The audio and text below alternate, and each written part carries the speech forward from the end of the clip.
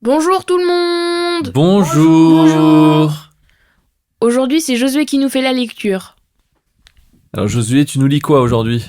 Matthieu 12, versets 33 à 37. Ok, merci, on t'écoute. Ou dites que l'arbre est bon et que son fruit est bon. Ou dites que l'arbre est mauvais et que son fruit est mauvais. Car on connaît l'arbre par le fruit. Race de vipères, comment pourriez-vous dire de bonnes choses, méchants comme vous l'êtes? Car c'est de l'abondance du cœur que la bouche parle. L'homme bon tire de bonnes choses de son trésor, et l'homme méchant tire de mauvaises choses de son mauvais trésor. Je vous le dis, au jour du jugement, les hommes rendront compte de toute la parole vaine qu'ils auront proférée. Car par tes paroles tu seras justifié, et par tes paroles tu seras condamné. Merci Josué. Alors vous avez vu, là, on a un principe qui sort, on a un arbre, il est bon ou il est mauvais, et du coup il donne du fruit qui est... Bon ou mauvais. En Bon fonction ou de mauvais. l'arbre, le fruit est mauvais ou bon. C'est ça. Et on a aussi un trésor, qui est bon ou mauvais, duquel les hommes tirent des Chose bonne ou mauvaise. choses bonnes ou mauvaises. Très bonne réponse. Donc le principe c'est quoi? Si la source est bonne, si c'est bon à l'origine, ce qui va en découler, Ce qui va en découler, ce sera bon. ce sera bon. Et si à l'origine c'est mauvais, ce qui va en découler, ce sera mauvais. Voilà. On en avait déjà, je crois, un petit peu parlé.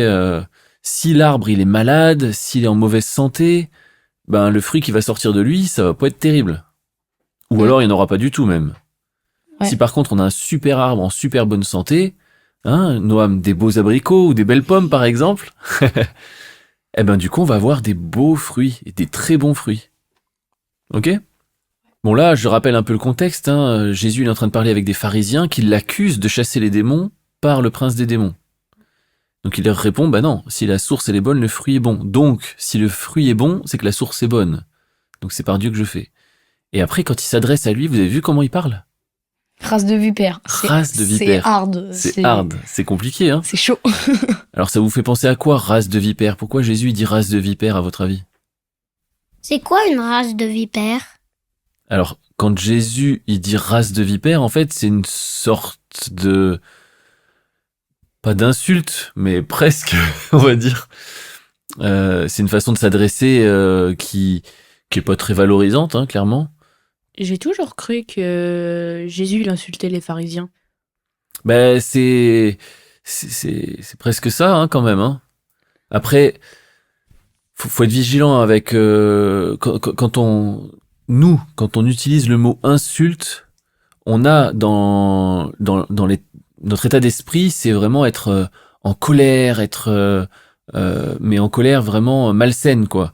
Être vraiment dans l'amertume, dans la méchanceté, etc. Jésus, ça lui arrive d'utiliser des termes insultants comme race de vipère, ou comme vous avez le cœur stupide, ou ce genre de choses, ou alors race perverse et incrédule, jusqu'à quand resterai-je avec vous? Bon, c'est pas des choses très gentilles en fait. Bande d'hypocrites. Bande d'hypocrites aussi, exactement. Mais il est pas dans une animosité, Jésus. Il est pas dans, voilà, il est pas dans une méchanceté. Il est pas vous êtes tous machin, waouh! Exactement, il est pas comme ça. Comme nous, on pourrait avoir tendance à faire si on se met en colère. Bah pour moi, race de vipère, une race, c'est par exemple nous on est la race des humains. Mm. T'as la race des canidés, etc., etc. Mm.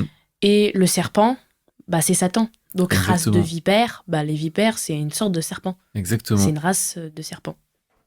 Du coup, en fait, il les traite carrément, on dirait, il dit pas clairement, mais c'est un peu ce qu'il dit quand même, qu'ils sont avec Satan, quoi. Exactement. C'est des fils de Satan, ce qu'il dit. Ouais. Mais il y a un passage dans l'évangile de Jean où il y a un dialogue encore comme ça avec des pharisiens et ça se passe pas très bien. Et Jésus il dit clairement, votre père, c'est le diable. Donc race de vipère, en fait, comme tu dis Josué, c'est la même chose. Et comme tu disais Naïs, il fait vraiment allusion, race, donc ouais c'est ça, c'est la descendance du serpent quoi quelque part. Ouais. Donc ça donne ça donne un peu le cadre quoi. Pour quand même descendre de la progéniture entre guillemets de Satan, faut avoir le cœur dur quand même. Faut avoir le cœur dur. En fait, c'est vraiment la mentalité. Ils ont la mentalité du diable. C'est pour ça qu'il les lie au diable. Eux, ils sont pas serviteurs de Satan consciemment et volontairement. Non, eux, ils veulent servir Dieu. Mais ils sont tellement dans des choses humaines qu'ils comprennent rien du spirituel au point où même leur façon de penser, leur mentalité, c'est le diable. Et Jésus, il y va pas par quatre chemins. Race de vipères, comment pourriez-vous donner de bonnes choses, méchants comme vous êtes ? Il fait encore ce parallèle avec la source. Vu que vous êtes méchants, vous pouvez pas donner de bonnes choses, quoi. Ouais. Alors ensuite, il y a ce verset-là qui dit « C'est de l'abondance du cœur que la bouche parle ». C'est un petit peu pareil toujours, hein. La source, qu'est-ce qu'il y a à la source ? Si le cœur déborde de joie, on va exprimer avec notre bouche La joie. la joie.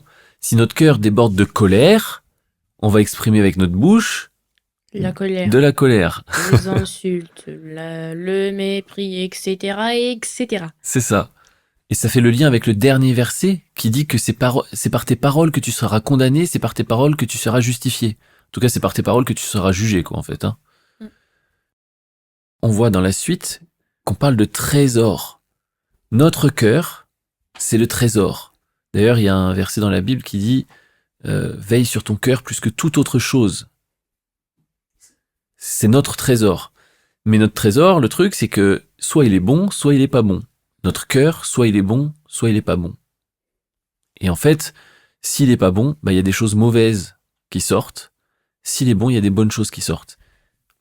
Mais je veux dire, quelquefois, il n'y a pas entre les deux, il n'y a pas bon mauvais.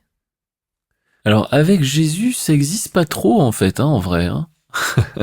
Après, dans la réalité, nous on est dans un processus, donc malheureusement, je crois que c'est Jacques qui dit ça.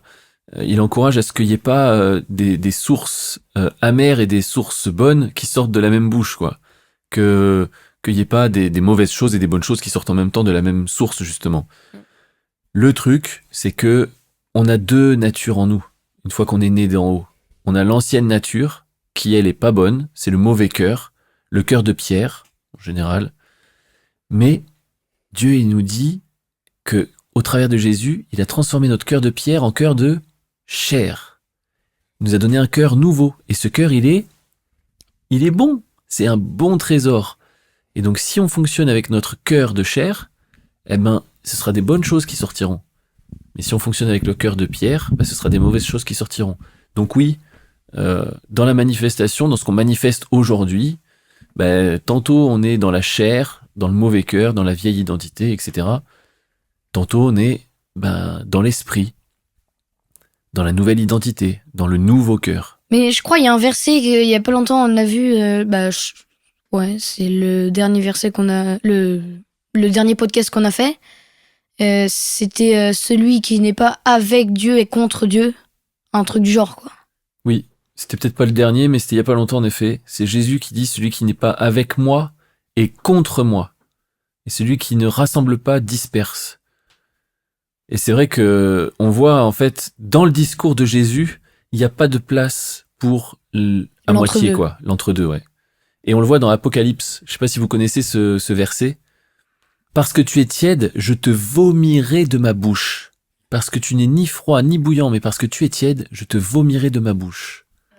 Ouais, c'est ça que Dieu dit dans Apocalypse.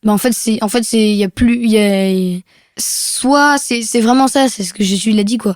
Soit on est avec Dieu, soit on est contre Dieu. Mais en fait, on se dit qu'on n'est pas avec Dieu, mais on se dit pas qu'on est avec l'inverse de Dieu quand même, parce qu'on on se dit on peut pas passer de ça à ça quand même aussi rapidement. Je renonce à Dieu, ça veut pas dire que je suis avec Satan. C'est pas que ça veut dire ça, mais c'est en vérité. Pour nous, non. Dans notre conscience, c'est pas ça. Mais en réalité, si. Parce que c'est soit t'es avec Jésus, soit tu l'es pas. Et si tu l'es pas, c'est que t'es dans le monde. Et le prince de ce monde, c'est Satan. Donc c'est que t'es avec Satan. En fait, c'est malheureusement. Non, pas malheureusement, en fait.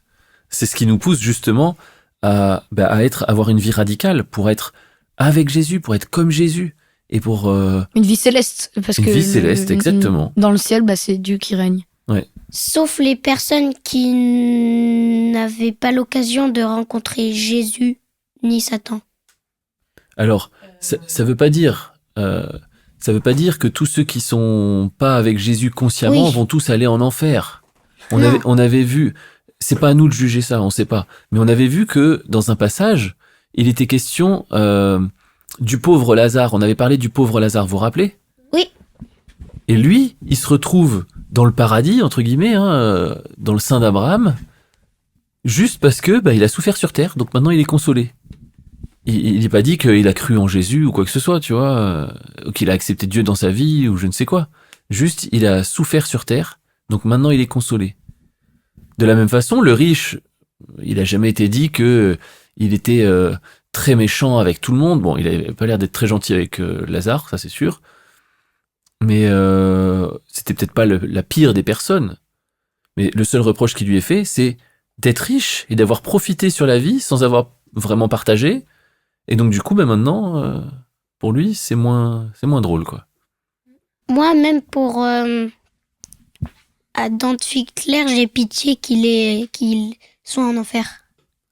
On n'a pas envie, même pour les pires personnes, Oui. on n'a pas envie de souhaiter à quelqu'un de souffrir des tourments éternels, c'est sûr. Comme l'a dit tout à l'heure Noam, ils ont eu la chance d'avoir une chance de connaître Jésus, des prophètes qui arrivent dans la ville et qui prêchent l'évangile, par exemple. Ceux qui refusent souvent, enfin, à mon avis, quand même, la sentence va être plus dure que quelqu'un qui n'a pas du tout eu la chance de voir des prophètes, de pouvoir se repentir. Il y en a, ils connaissent même pas l'existence de Dieu, tout machin. C'est sûr, Ils y ont même pas pensé, donc ils peuvent pas se repentir s'ils le savent pas. c'est sûr. Contrairement aux pharisiens, surtout les pharisiens par exemple, eux, ils ont vu des miracles, carrément. Donc avec des miracles, si tu te repens pas, ça va mal finir. C'est ça. Ils ont vu des miracles. Ils refusent de croire parce qu'ils ne sont pas, comme on l'avait déjà dit une fois, je crois. Ils sont pas imaginés Jésus comme Messie. Du coup, ils se sont dit c'est pas le Messie. Ils croient pas aux miracles. Ils se disent c'est par Belzébul, nanana. C'est ça, exactement. Alors que Belzébul, il n'a pas le pouvoir de ressusciter des morts. Non, ça c'est sûr. Plutôt l'inverse. C'est plutôt l'inverse, oui. C'est lui qui, quand un homme est possédé, en fait, c'est pas l'homme qui parle, c'est les démons qui parlent. Carrément. Si on veut conclure notre discussion d'aujourd'hui, il faut se rappeler donc une chose. Si on a une bonne source, il sortira de bonnes choses de nous. La bonne nouvelle, c'est que grâce à Jésus, notre cœur maintenant, c'est un cœur nouveau. Et donc, on a une bonne source à l'intérieur. Donc, on peut vivre depuis ce bon cœur et sortir des bonnes choses. Merci beaucoup les enfants pour cette conversation aujourd'hui. Et puis, on se dit à la semaine prochaine. À la semaine prochaine!